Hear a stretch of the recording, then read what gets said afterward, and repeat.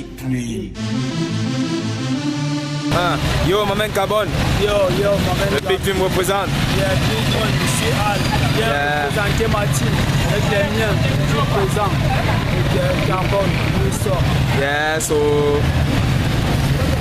Donc, jeune artiste camerounais qui est né le 3 juillet 1990 à Douala. Il est âgé de 25 ans. Voilà, il fait dans le style HIP, HOP, rap, R&B. Il commence la musique en 2003, faisant dans le R&B. Donc, il écrivait des textes comme ceux de Singila Mat Pokora. Donc, en 2006, retournement de situation après le décès de son daron, c'est-à-dire de son papa.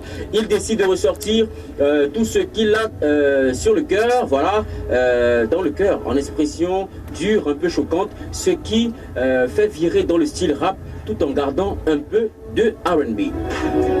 Vous venez d'écouter le titre de ma main Crispy, Daydo Girls. Alors Crispy, on dit quoi? Ah, je suis là. Ça va super bien ou quoi? Très bien, très bien. Dis-moi, avant qu'on commence à te cuisiner, comme on dit ici dans Urban Street, dis-moi, comment tu te sens dans l'émission en fait? En fait, je dirais tout simplement que ça va. Parce que déjà, la chaleur de la radio et des stagiaires. Ouais. Okay.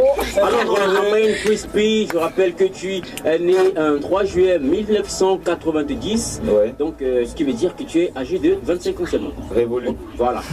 Et tu es un gars qui fait du rap. Mais avant de faire du rap, tu faisais d'abord du R&B. Oui. Donc, même si le daron ne partait pas, oui, j'allais faire dans le rap. Juste que ça a été, comment dirais-je, le fil conducteur. Ok, d'accord, je vois. Alors, ma main Crispy, tu es un rappeur engagé, rappeur mélancolique, rappeur hardcore, ou tu te retrouves dans quel style de rap? Je dirais tout simplement hardcore. Hardcore. Ouais.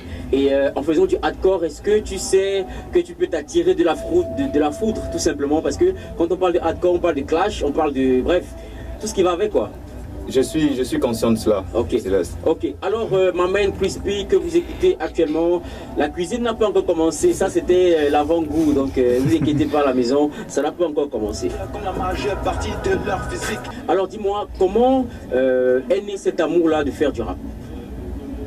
Je vais d'abord dire que ça a commencé par la musique en général. Ouais, d'abord. Donc, je me disais que, je sais pas, je deviendrais peut-être quelqu'un comme un lestar de Jay-Z ou quoi que ce soit, peut-être d'Eric Ross et tout. Okay. Mais j'étais aussi conscient d'un truc, c'est que dans le pays dans lequel je vis, ça sera pas facile. Oui.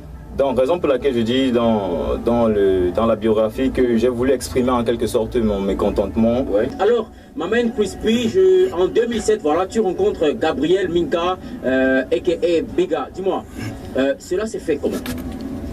Je dirais tout simplement que cela s'est fait par l'intermédiaire du collège IESB, vu que c'est là-bas que je fais la classe de seconde. C'est par cet intermédiaire-là que je rencontre Biga, comme vous venez de le dire. Ouais. Je rencontre Biga et c'est de là que, en quelque sorte, naît la pensée de faire chemin ensemble. Oui.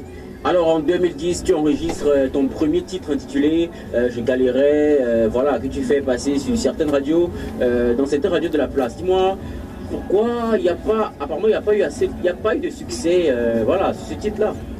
Déjà, j'étais pas véritablement engagé, tu vois, donc je me suis dit déjà, j'ai fait un truc et je vois d'abord ce que ça fait.